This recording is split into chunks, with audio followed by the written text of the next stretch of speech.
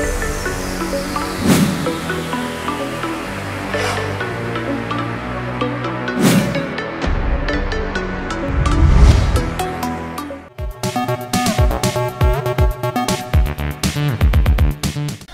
Hello welcome to best of the day. మరి ఈరోజు మన బెస్ట్ ఆఫ్ ది డేలో ఈ రోజుకి సంబంధించిన కొన్ని కొత్త విషయాలతో పాటు కొన్ని ఆసక్తికరమైన నిజాలు మరియు చరిత్రలో ఈ రోజు జరిగిన ముఖ్య సంఘటనల గురించి తెలుసుకుందాం. మరి ఎందుకు కలిసాం, లెట్స్ స్టార్ట్ ది ప్రోగ్రామ్.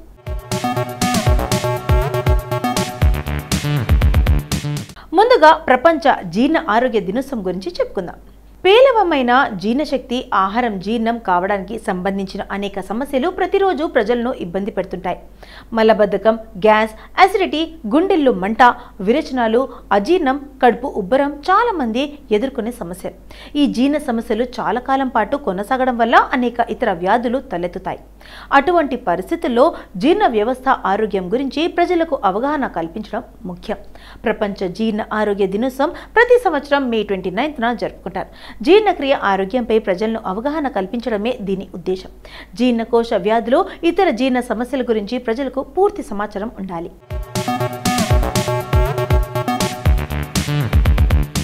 తద్వారా ప్రజలు తమ జీర్ణ వ్యవస్థ ఆరోగ్యాన్ని వీలైనంత మెరుగుపరుచుకొని ఆరోగ్యకరమైన జీవనశైలిని కొనసాగిస్తారు.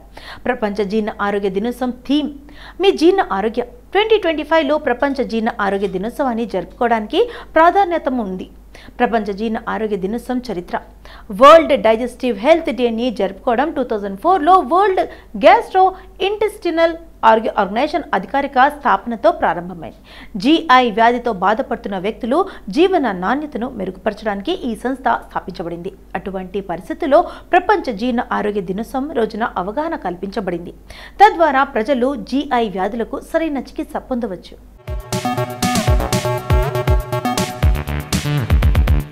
ప్రపంచ జీర్ణ ఆరోగ్య దినోత్సవం ద్వారా GI అంటే గ్యాస్ట్రో ఇంటెస్టినల్ డిసీజ్ వ్యాధుల గురించి ప్రజలకు అవగాహన కల్పించడానికి ఒక అవకాశం.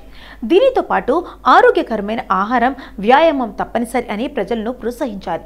ప్రపంచ జీర్ణ ఆరోగ్య దినోత్సవం ప్రజలు ఆరోగ్యకరమైన జీవనశైలిని జీవించడానికి ప్రేరేపిస్తుంది. తినే ఆహారం సరిగ్గా జీర్ణం కాకపోతే చాలా సమస్యలు వస్తాయి. దీనివల్ల అధిక బరువు నుంచి అనారోగ్య సమస్యలు కూడా వస్తాయి.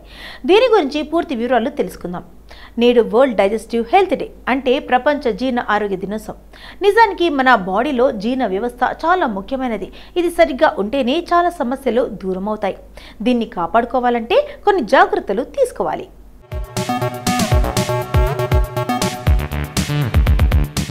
జీర్ణ వ్యవస్థ శరీరం మొత్తం ఆరోగ్యాన్ని నిర్ణయిస్తుంది. గట్లోని ట్రిలియన్ల కొద్దీ హెల్దీ బాడీ జీవక్రియ, పోషణ, రోగనిరోధక పనితీరులో కీ రోల్ పోషిస్తాయి.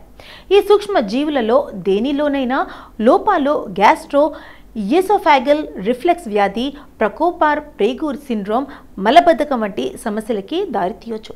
ఎలాంటి ఫుడ్ ముందుగా మనం ఏం తింటామో, ఎలా తింటామో తీసుకోవాలి. పెద్దలు మాత్రమే కాదు, పిల్లలు కూడా ఏం తినాలో వారికి తెలియచేయాలి. ఎందుకంటే నేటి కాలంలో 10 ఏళ్ల పిల్లలు కూడా అధిక బరువుతో కూడా బాధపడుతున్నారు. పిల్లలకి జంక్ ఫుడ్ తినాలి అని ఉంటుంది, కానీ వారికి అడిగినవన్నీ ఇవ్వకూడదు. దీంతో త్వరగా బరువు పెరుగుతారు.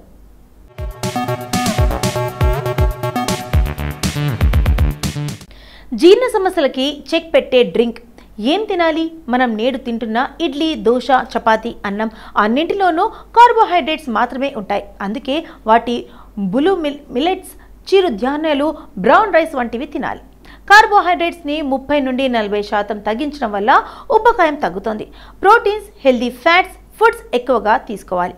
కార్బోహైడ్రేట్స్ని తగ్గించండి. ప్రోటీన్, హెల్దీ ఫ్యాట్స్ తీసుకోండి. ఆయిల్ ఫుడ్స్కి దూరంగా ఉండండి.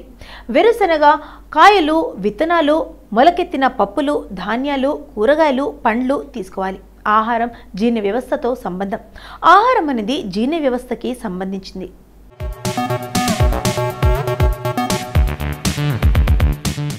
మీరు మీ బ్రేక్ఫాస్ట్ని ఉదయం 7 నుంచి 8కి తీసుకుంటే రాత్రి డిన్నర్ 8 గంటలకి పూర్తి చేసుకోవాలి. ఆ తర్వాత నీరు మాత్రమే తీసుకోవాలి. ఆకలిగా ఉంటే పండ్లు తీసుకోవచ్చు. తర్వాత 12 గంటల పాటు మీ కడుపుకి రెస్ట్ ఇవ్వండి. ఇది చాలు. దీంతో శరీర బరువు తగ్గుతుంది. షుగర్ లెవెల్స్ కూడా తగ్గుతాయి. జీర్ణ వ్యవస్థ కూడా హెల్దీగా ఉంటుంది. రాత్రి డిన్నర్ ఎలా ఉండాలంటే చాలామంది నేటి కాలంలో రాత్రి డిన్నర్ 10 గంటలకు తర్వాత తింటారు. మళ్ళీ ఉదయాన్నే బ్రేక్ఫాస్ట్ తీసుకుంటారు. దీంతో జీర్ణ వ్యవస్థకి అస్సలు గ్యాప్ ఉండదు. అందుకే బ్రేక్ఫాస్ట్ని 12 గంటల పాటు గ్యాప్ ఇచ్చాక తీసుకోండి. కానీ ప్రతిసారి ఇలానే వద్దు. ఎంత త్వరగా డిన్నర్ ఫినిష్ చేస్తే అంత త్వరగా కంప్లీట్ చేయండి. డిన్నర్ చేశాక వెంటనే నిద్రపోవద్దు.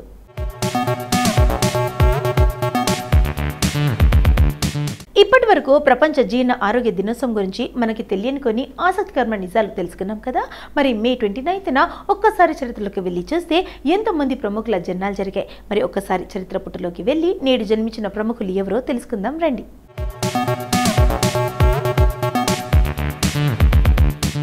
పంకజ్ కపూర్ భారతదేశం చెందిన రంగస్థల, టెలివిజన్, సినిమా నటుడు అండ్ దర్శకుడు, రచయిత. ఆయన ఫిల్మ్ఫేర్ అవార్డ్ అండ్ 3 జాతీయ చలనచిత్ర అవార్డులతో సహా అనేక అవార్డులను అందుకున్నారు. పంకజ్ కపూర్ 1954 మే 29న లుధియానా, పంజాబ్లో జన్మించారు. ఫిల్మ్ఫేర్ అవార్డ్, 3 జాతీయ చలనచిత్ర అవార్డులను గెలుచుకున్న ఆయన అత్యంత ప్రశంసలు పొందిన చలనచిత్ర పాత్రల్లో రాక్లో ఇన్స్పెక్టర్ పీకే, ఏక్ డాక్టర్ కి మౌత్లో డాక్టర్ దీపాంకర్ రాయ్, మక్బుల్లో అబ్బాజీ పాత్రలు ఉన్నాయి. రెండోది విశాల్ భరద్వాజ్ మక్బెత్ అనుసరణలో షేక్స్పియర్ కింగ్ డంకన్ ఆధారంగా రూపొందించబడింది.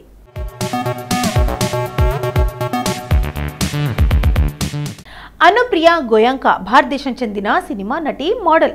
మే 2013 తెలుగు సినిమా పోటుగాడు సినిమాతో సినీ రంగంలోకి అడుగుపెట్టి 2014లో బాబీ జాసూస్ సినిమాతో హిందీ సినీ రంగంలోకి అడుగుపెట్టింది. గోయంకా 2013లో యూపీఏ ప్రభుత్వం చేపట్టిన భారత నిర్మాణంలో నటించింది. అనుప్రియ గోయంకా 1987 మే 29న కాన్పూర్, ఉత్తరప్రదేశ్లో జన్మించారు.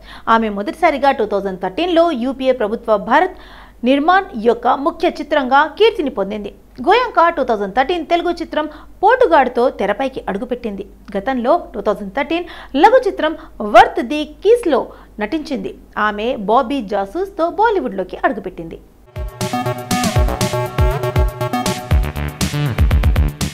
సురభి జ్యోతి పంజాబీ టెలివిజన్, సినిమా నటి. కబూల్ హే అనే జీ టీవీ ఛానల్లో వచ్చిన పాపులర్ షోలో జోయా ఫారూఖీ పాత్రలో నటించేది. స్టార్ ప్లస్లో వచ్చిన కోయి లౌట్ కే ఆయా హే సీరియల్లో గీతాంజలి పాత్రను, కలర్స్ టీవీ అతీంద్రియ ఫ్రాంచైజీ నాగిన్ 3లో బేలా సెహగల్ పాత్రను పోషించింది. సురభి 1988 మే 29న పంజాబ్లోని జలంధర్లో జన్మించింది. సురభి ప్రాంతీయ నాటక రంగంలోనూ, సినీ రంగంలోనూ తన నటనను ప్రారంభించింది. రేడియో జాకీగా కూడా పనిచేసింది. ఇక్ కుడి పంజాబ్ ది రౌలా పై గాయా, ముండే పటియాలా దే మొదలైన పంజాబీ సినిమాల్లో అఖియాన్ టు డోర్, జయాన్ నా, కచ్ దియాన్ వంగ పంజాబీ టెలివిజన్ ధారావాహికల్లో నటించింది. 2018 జూన్లో కలర్స్ టీవీలో ప్రసారమైన బాలాజీ టెలిఫిల్మ్స్ వారి నాగిన్ 3 సీరియల్లో బేలా సెహగల్ను ప్రధాన పాత్రను పోషించింది. 2020లో ఏ జాదూ హే జిన్కాలో నటించింది.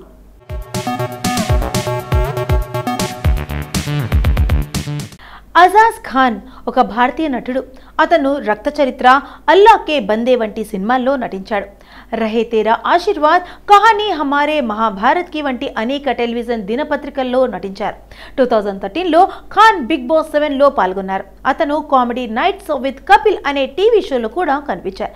ఇది వివాదానికి దారితీసింది. అతని ఇతర చిత్రాల్లో లేకర్ కా ఫికర్, భారతీయ చిత్రాలు దూకుడు, నాయక్ ఉన్నాయి. అతను అకాడమిక్ అవార్డులను ప్రమోషన్, వాణిజ్య ప్రకటనలో కనిపించాడు. సెప్టెంబర్ 26, 2020న టీ సిరీస్ విడుదల చేసిన పాల్ పాల్ అనే మ్యూజిక్ వీడియోలో ఖాన్ సాహిర్ ఆల్ఫాష్తో కలిసి నటించారు. ఖాన్ అహ్మదాబాద్లో మే 29, 1981న జన్మించారు.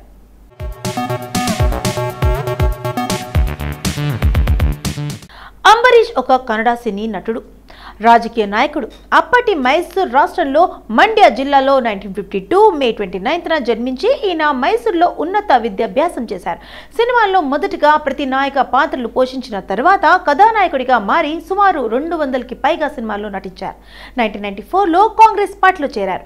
1996 ఎన్నికల్లో పార్టీ టికెట్ దక్కకపోవడంతో జనతాదళ్ పార్టీలో చేరి 1998 నుంచి మండ్య నియోజకవర్గం నుండి శాసనసభ్య సభ్యుడిగా ఎన్నికయ్యాడు. మళ్లీ కాంగ్రెస్ పార్టీలో చేరి 2 పర్యాయాల మండ్య పార్లమెంటరీ నియోజకవర్గం నుంచి ఎంపీగా ఎన్నికయ్యారు.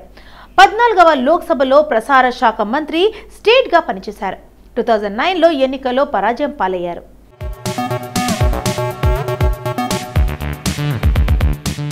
సో ఇదండి ఇవాల్టి మన బెస్ట్ ఆఫ్ ది డే. మరి ఈ రోజు మన ఎపిసోడ్లో ఈ రోజుకి సంబంధించిన కొన్ని ఆసక్తికరమైన విషయాలు తెలుసుకున్నాం కదా. మరి రేపటి ఎపిసోడ్లో మళ్ళీ కలుద్దాం. Until then take care, by.